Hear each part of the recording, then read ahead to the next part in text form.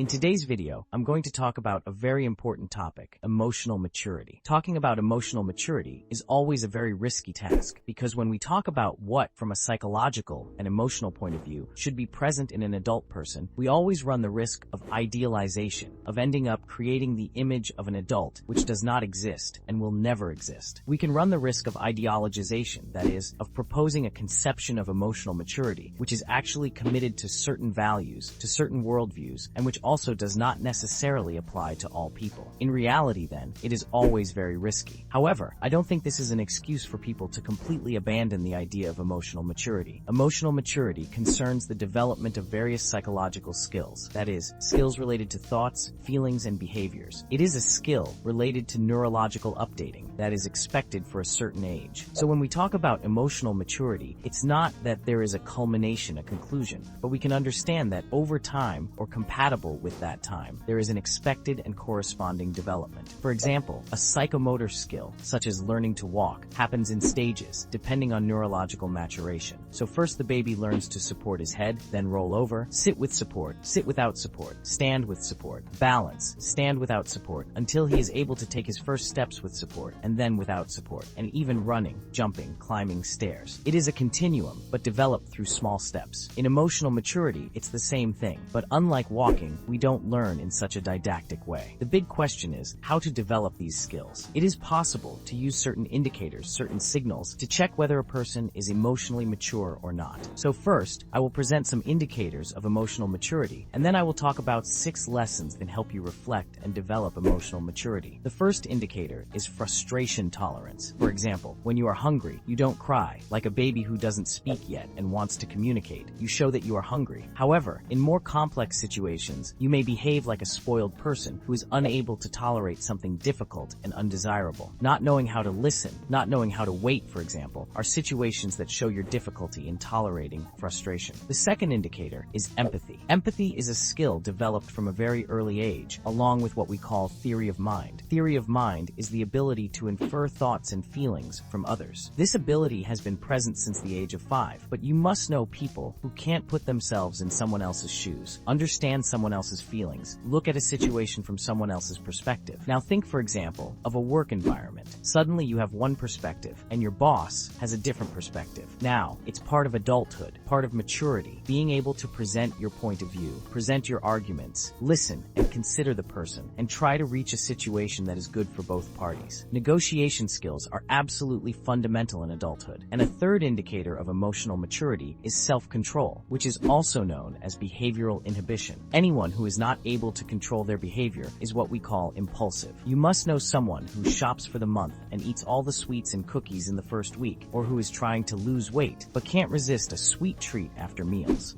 That said, then, I'm going to talk about 6 skills, 6 lessons that can help you develop emotional maturity. But first, if you are enjoying this subject, leave a like and subscribe to the channel to follow other videos on this topic. Lesson 1. Discipline. It is what will bring you true freedom. Before you have discipline, you are a big child, hostage to your desires. Those who do everything based on their wishes are small children. What differentiates them from an adult is their understanding of their own diligence, behavior, and the development of skills that will guarantee this is precisely the discipline. One of the big differences between children and adults is that the child does or wants to do everything he wants to do, and the adult does everything or should everything that needs to be done. You can see that in adult life, almost all the most important areas and things depend on you being disciplined. If you want to study more, to develop yourself, if you want to maintain a healthy lifestyle, if you want to do physical activity, aiming for your well-being, if you want to save money for long-term stability, everything, it all depends on discipline and commitment. So analyze how your discipline is in relation to the things that are important. Lesson 2. Stop avoiding discomfort. Many of the processes that will challenge you will have some discomfort involved, some uncertainty, some frustration, some risk. To enter a relationship, you have risk. To leave a relationship, you have risk. To start a business, you have risk. To change careers, you have risk. And discomfort is inevitable. You will need to learn to manage the discomfort and move on, forward, and take risks. Lesson 3. Self-worth. Until you do it for yourself, you won't know the taste of achievement. This is very important today, in a reality where people typically spend more time at their parents' house. Having your own victories is directly related to the fundamental pillar of our self-esteem, which is self-efficacy, our ability to solve problems. So think about this point if you really want to advance in your emotional and psychological maturity. Lesson 4. Self-responsibility. Stop complaining and blaming the world. Why is this happening to me? Why did it wrong with me? Why haven't I achieved this yet? How much are you the protagonist of your life? If you place yourself in the world as a victim of circumstances, your level of self-responsibility is still very low, so analyze this point. You see, it's important to differentiate between complaining and taking a stand. Being assertive, positioning yourself coherently, not being silent or passive in situations, is not complaining. Be assertive, take a stand, but don't complain. Lesson 5. Be flexible. Cognitive flexibility is an important executive function for managing our behavior. It is our ability to change behavior in response to an external or internal need. Creating expectations is normal. Remaining attached to them, not finding new possibilities, new ways of seeing the same situation, is being inflexible and often immature. Learn to move on with life. There's no way you can't have expectations. This is natural and even important for a project. The big question is that when reality turns out to be different, when something happens that you couldn't predict, when plans change, we need to deal with the new reality as it presents itself and adjust our plans. There are people who stay dwelling on a problem for 1, 2, 3 years or trying the same solutions. Accepting reality and acting with creativity and flexibility will certainly bring you emotional maturity. Lesson 6. You won't change the world. Stop thinking you have the solution for the world. Stop thinking you know what's best for people. Focus on fixing your own life. In an age of social media and exposure, people have the feeling that they should and can give their opinion on absolutely everything. It is very important that you have an opinion, that you take a position, and that you do it assertively, but know when to do it. First, look at your position, at your life. Look inside. There will always be something for you to do for yourself. I hope you liked these reflections, that they made some sense to you. And if you like them, don't forget to like and subscribe to the channel for more videos like this. I'll stay here and see you next time.